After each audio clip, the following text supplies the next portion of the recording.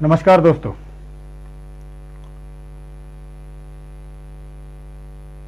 आज पूरी दुनिया में बड़ा दुख का, संकट की घड़ी आई है, दुख का विषय है। बड़ा दुख होता है एक अखबार में खबर पढ़ के कि 3 छोटी छोटी मासूम बच्चियों ने रेल के आगे भूखमरी से तंग आकर कूदकर आत्महत्या कर ली।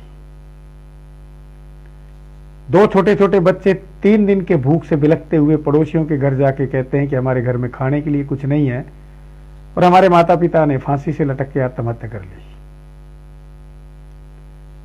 15-15 साल, 20-20 साल के बच्चों को आज हार्ट अटैक आ रहा है। 5-5 साल के बच्चों के दिल में सुराख हो रहे हैं। जनता बेरोजगारी और भूखमरी से तंग है और ऊपर से एक ऐसी बीमारी को ठीक करने के लिए सरकार प्रयासरत है जो आज तक प्रमाणित नहीं हुई। अखबारों में खबरें आती है, फला कंपनी ने इतने लाख करोड़ कमा लिए, फला कंपनी ने इतने हजार करोड़ कमा लिए, फला राजा ये कर रहा है, फला मंत्री ये कर रहा है, फला मंत्री के पास इतना वो हो गया, फला मंत्री ने ये उद्घाटन किया, पुल बन रहे हैं, रोड बन रहे हैं, रेल चल रही है, ये हो रहा है, देश का विकास हो रहा है। वास्तव में विकास देश का हो रहा है या देश की जनता का हो रहा है?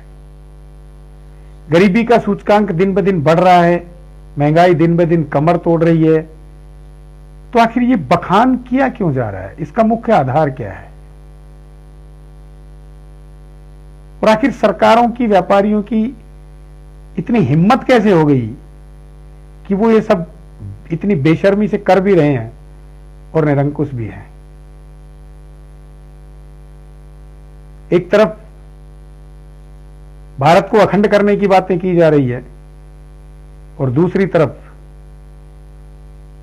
समाज को जाति के आधार पर, धर्म और कर्म के आधार पर आज भी तोड़ा जा रहा है। आखिर ये सब क्यों हो रहा है? बहुत से लोग हैं जिन्होंने मनुस्मृति आज तक नहीं पढ़ी, वैदिक व्यवस्था को आज तक नहीं जाना, किंतु वैदिक होने का या तो ढोंग कर रहे हैं और मनुस्मृति को गलत बता रहे हैं।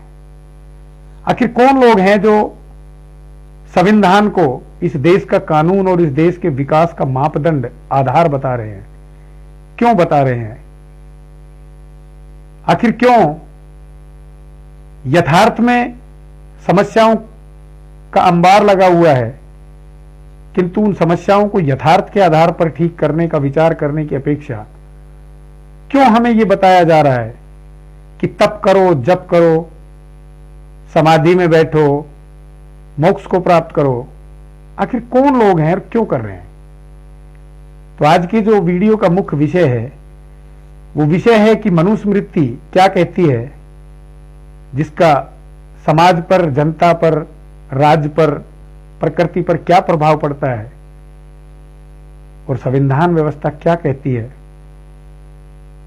संविधान किस किस को लाभ दे सकता है और किस किस को हानि पहुंचा सकता है, और मनुस्मृति किस किस को हानि दे सकती है और किस किस को लाभ पहुंचा सकती है।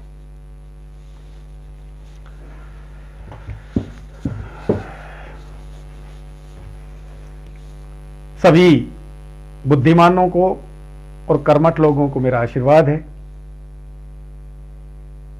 केवल इस भारत के बुद्धिमानों में और भारत के त्यागी तपस्वियों में ही ये दम है कि आज वो पूरी दुनिया को इस षड्यंत्र से बाहर निकाल सकते हैं। और उस षड्यंत्र से बाहर निकालने का मुख्य आधार और मुख्य हथियार यदि है तो वो मनुस्मृति है और वेदों में निहित विज्ञान है। तो आखिर क्या फर्क है मनुस्मृति में और संविधान में? मनुस्मृति कहती है कि राजा को इंद्रिय जय होना चाहिए,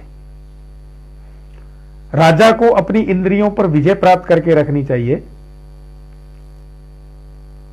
समाज को बुद्धिमानों का अनुगामी होना चाहिए और समाज का प्रत्येक कार्य प्रकृति के प्रत्येक जीव की जीवन की रक्षा करने के लिए होना चाहिए। मनुस्मृति कहती है जीव जीवस्य जीवनम, लेकिन यह संविधान के आधार की व्यवस्था कहती है, ये क्या कहती है कि मांस से प्रोटीन मिलता है, तो नया नारा बना दिया, जीव जीवस्य भोजनम।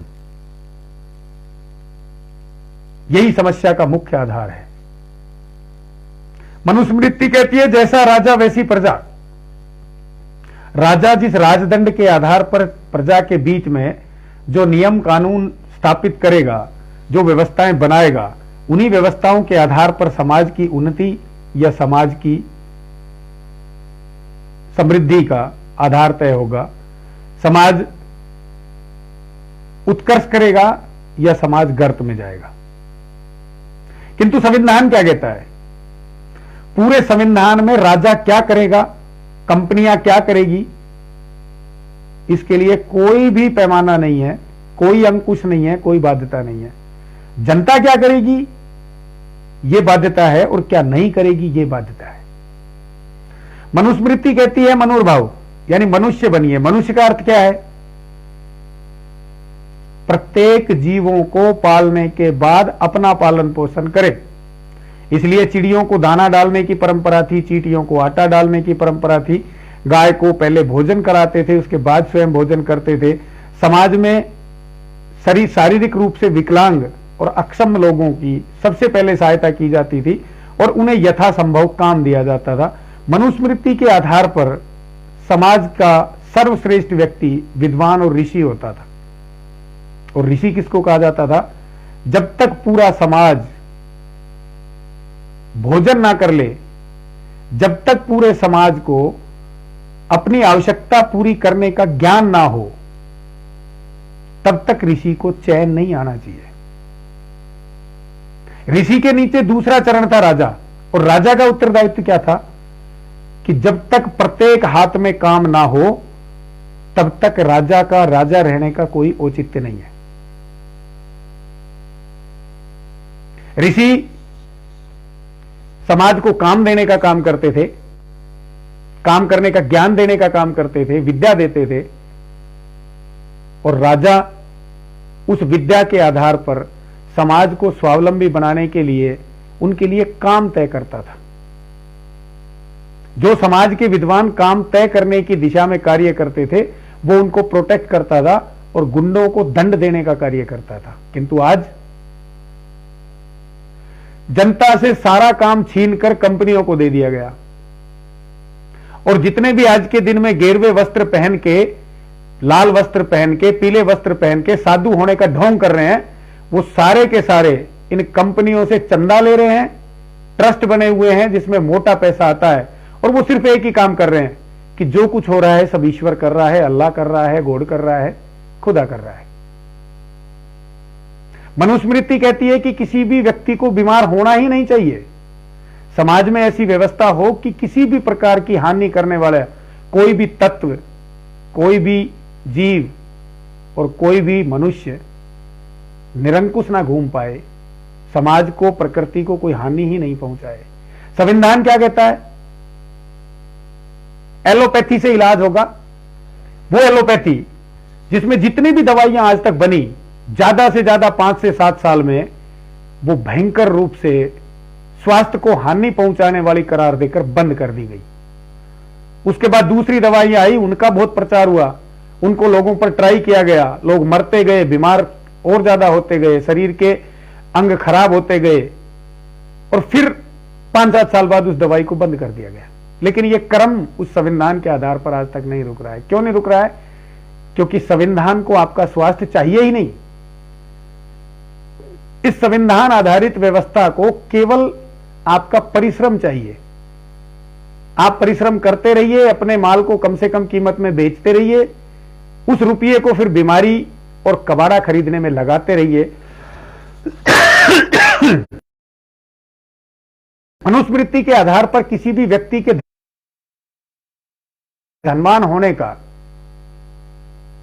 जो मापदंड है वो उसका उत्पादन हेतु बुद्धिमता और शारीरिक क्षमता है कि कौन व्यक्ति कितना काम कर सकता है, कौन व्यक्ति कितनी ज्यादा बुद्धि से कुछ सोच सकता है, उसे जीवन में धरातल पे उतार सकता है।